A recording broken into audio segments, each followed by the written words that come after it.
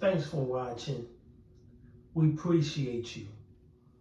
Please subscribe.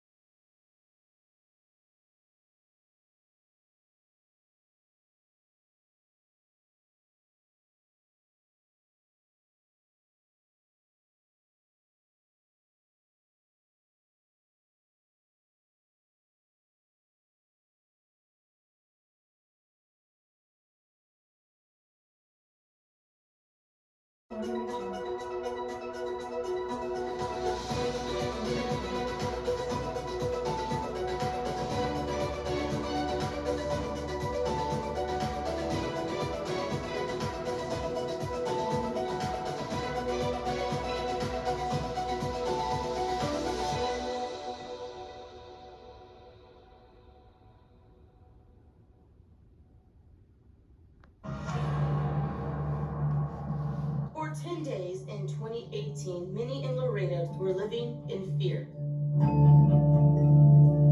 Someone apparently luring women into a truck and then killing them. All the victims were defenseless.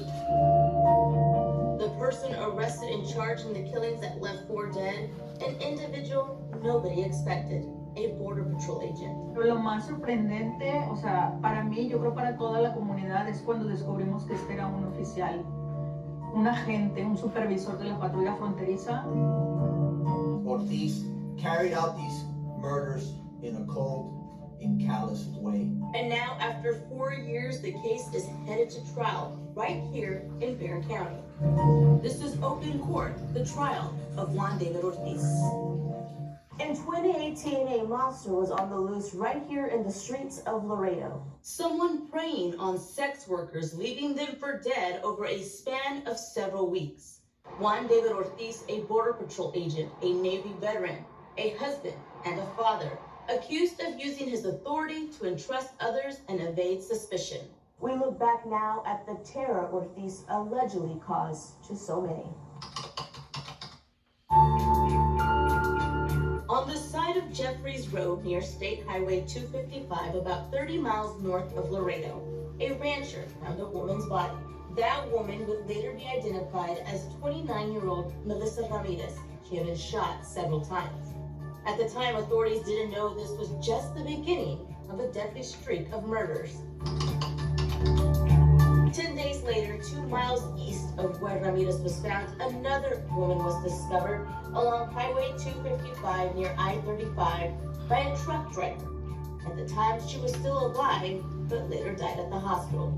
She too had been shot and was later identified as 42-year-old Claudine N. Luera.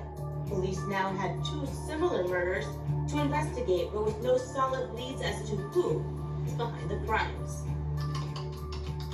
The very next day, they would get the break they were looking for when at 9:14 p.m., a woman ran to a gas station screaming for help. She was trying to get out. She later found that this person here had a weapon and she was not feeling just right to be with him. She tried to get away once, and then tried to get away twice. And what I understand, on the second attempt, she was able to jump out through the door, run towards the lights, where a DPS trooper was gassing up at the time. Erica Peña had escaped from her attacker. She told police a man was trying to kill her and that he was also the one who had killed Melissa and Claudine. She told police the man was a Border Patrol agent named Juan. She also knew where he lived because he had taken her to his house. Police went to the home of Juan David Ortiz, but he was nowhere to be found. At about 1 a.m., just 4 hours after Erica Peña had escaped, 2 Texas Department of Public Safety officers spotted a truck at a Valero gas station on San Bernardo Avenue and Jefferson. The truck matched the description of the one Juan David Ortiz owned. When they pulled up, the truck was empty. Ortiz was inside the gas station and was able to escape through a side door. He ran down San Bernardo Avenue and into the parking garage of Hotel A just a block away. There, he hid between cars and a standoff began with police. According to reports, he tried to commit suicide by cop by pointing his cell phone in their direction. He also posted 2 posts on social media, one saying, quote, "To my wife and kids, I love you," and the other, quote, "Doc Ortiz checks out, farewell." Doc was his nickname in the Navy. At about 1:35 a.m., Ortiz surrendered and was taken to the Webb County Sheriff's Office. Perpetrator made a mistake, and law enforcement capitalized on it.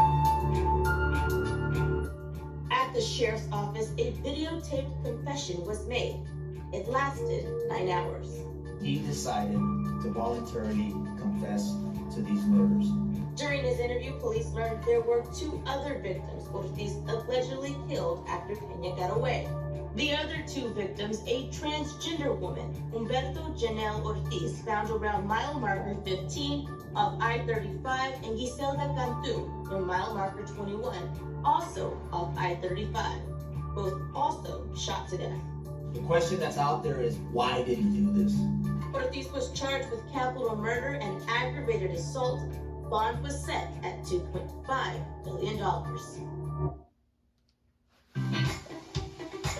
Residents. In this border town, it's common to have Customs and Border Patrol agents living here. Marisa Limon, a veteran journalist from the Telemundo station, spoke to us about life in Laredo. Que aquí como quiera siempre hemos estado rodeados de agentes fronterizos, es una frontera, los vemos en los restaurantes, los vemos por todos lados, es común para nosotros en la frontera convivir con ellos. It was why it was a shock to many when they found out a 10-year veteran of the Border Patrol, an intel supervisor, was the one accused of being a serial killer. Saber que era un agente el que estaba acusado de estos crímenes, yo creo fue lo que más impactó en nuestra comunidad. Ortiz is a Navy veteran, having served for 8 years. After leaving the Navy, Ortiz thought about being a cop and was even accepted to the San Antonio Police Academy. But he turned it down after getting a job working for U.S. Customs and Border Protection. While working for the Border Patrol, he was able to obtain a master's degree from St. Mary's University. As for his personal life, Ortiz had a wife and 2 kids and lived in a quiet subdivision in Laredo. So why are police saying he murdered 4 women? Ortiz apparently in his taped confession says he wanted to clean the streets of Laredo. He thought he was doing a service by killing them. All the victims were known to frequent the San Bernardo Avenue area. The road runs through Laredo parallel to I-35. Each victim had their problems and vices, but those who loved them knew them for so much more. One mother still dealing with the heartbreak and loss of her daughter, Melissa Ramirez.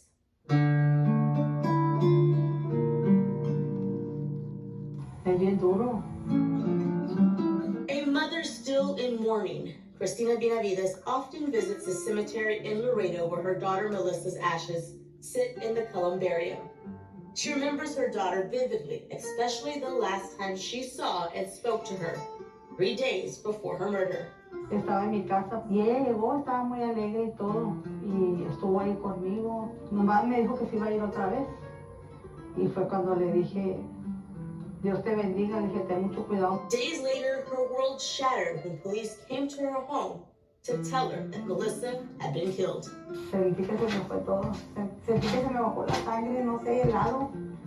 Y pues grité, porque le dije, ¿cómo? ¿Por qué? Court documents later revealed that Melissa knew Juan David Ortiz, but Cristina says her daughter never spoke to her about him, and she was shocked that a man who was a Border Patrol agent would be charged for this crime. Cristina would eventually face Ortiz when he was first brought into a Webb County courtroom. In fact, Cristina was so overwhelmed, she yelled at him, calling him an assassin. ¡Maldito asesino! Se volteó para caminar y yo me paré y le grité que era un asesino. Él volteó y se sonrió. Y eso fue lo que más me hizo llorar. 4 years later, and Cristina is still dealing with the loss of Melissa. Ya la vida a mí me cambió. Yo ya no soy de como era antes, que era bien alegre, me sonreía. Ya no es igual. Se me fue la mitad de mi corazón. Cristina now cares for Melissa's 2 kids who are 11 and 7. And while she says it will be hard for her to be in court every day in San Antonio for the trial, she says she will be there for Melissa to make sure justice is served. But it's not the death penalty she wants. Instead, life in prison. Que se quede ahí. No quiero que le den la pena de muerte. A ver si algún día se arrepiente de lo que él hizo. This high-profile case was expected to begin in Webb County with presiding judge Oscar Held Jr. Ortiz's defense lawyers filed a motion for a change of venue. In August, that motion was granted by Judge Held, and the trial was moved right here to Bexar County. We'll be ready to go. Webb County District Attorney Isidro Alanis, the lead prosecutor on the case, has been preparing to go to trial in Laredo since 2018. But now he and his staff have to prepare to try this case in San Antonio. Most important thing here is that the evidence doesn't change. The facts are the same. The law is the same. It's just a different jury. So we're excited and looking forward to the opportunity to present this case to the people there in San Antonio. Bexar County Criminal District Court Judge Juan says the trial being moved to San Antonio is a case the county will accommodate the best they can. I think it's important that we do our part, as a good neighbor to other counties, to ensure that we provide them the resources that they need to do that trial as effectively and efficiently as they can. Jury selection is expected to begin October 21st. Juan David Ortiz is charged with capital murder. Ortiz's defense team is familiar to San Antonio. Joel Perez and Raymond Fuchs represented Otis McCain last year in his death penalty case here in Bexar County. At first, Alanis was seeking the death penalty in the case, but recently decided to take it off the table. He said it was something all families of the victims agreed to and wanted. If Ortiz is found guilty, there would be no punishment phase. Ortiz would automatically be sentenced to life in prison without parole. Once the jury is seated and the trial begins, we will be live streaming it gavel to gavel. You can watch it live on ksat.com, KSAT Plus, as well as our KSAT YouTube channel. And when that trial begins here on November 28th, we can expect more details to be revealed and lingering questions to be answered. As for the families, hopefully some closure.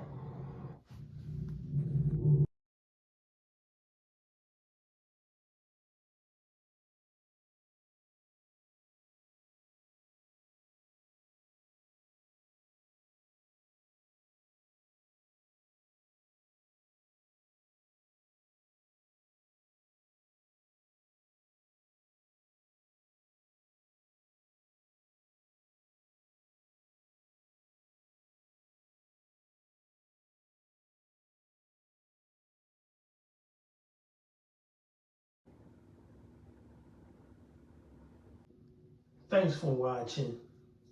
We appreciate you.